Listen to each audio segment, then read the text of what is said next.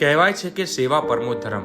સેવા જેણે કરવી છે તેને કોઈ પણ સમય નડતો નથી કે કોઈ પણ સ્થળ નડતું નથી. તે ગમે તે પરિસ્થિતિમાં સેવાનો મોકો શોધી લે છે. ત્યારે તેવો જ એક પ્રસંગ નવસારીમાં બન્યો છે.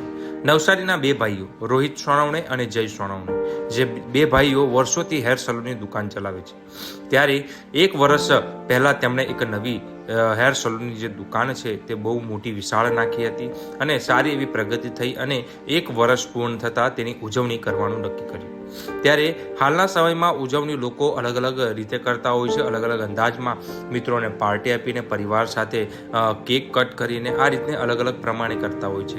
પરંતુ રોહિત અને જે જયેશ સોનવને એ અનોખી રીતે ઉજવણી કરવાનો વિચાર આવ્યો અને બે જે ભાઈઓ છે તેમણે એક વર્ષ સલૂનની દુકાનને પૂર્ણ થતાં શ્રમ વિસ્તાર કે જ્યાંના બાળકોએ આવી વિશાળ મોટી સલૂનની દુકાન જોઈ નથી અને તેઓ ગયા નથી, તેવા બાળકોના હેર કટ કરીને, હેર વોશ કરીને અને તેમને મનગમતા હેર કટિંગ કરીને તેમના સાથે ઉજવણી કરી અને તેમના મુખ ઉપર સ્મિત રેલાવ્યું હતું. ત્યારે આવી જ એક અનોખી રીતે ઉજવણી આ બે ભાઈઓએ કરી અને એક ઉત્તમ ઉદાહરણ પૂરું પાડ્યું કે જેણે સેવા કરવી છે તેને કોઈ પણ પરિસ્થિતિમાં તે સેવા કરી શકે છે.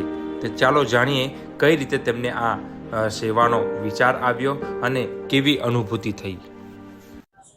જી, હું રોહિત સોનોને અને મારો ભાઈ જયેશ સોનોને અમે આરજેસ ફેમિલી સલૂન ચલાવીએ છીએ. આજે અમારા સલૂનને એક વર્ષ કમ્પ્લીટ થયું છે. એના માટે અમે કંઈ ઉજવણી કરવા માગતા હતા, તો અમે અમારા ફ્રેન્ડ એવા ઋત્વિકભાઈ પાંડે જે સોશિયલ વર્કર છે એમને અમે કોન્ટેક્ટ કર્યો કે અમને એક વર્ષની ઉજવણી કઈ રીતે કરીએ.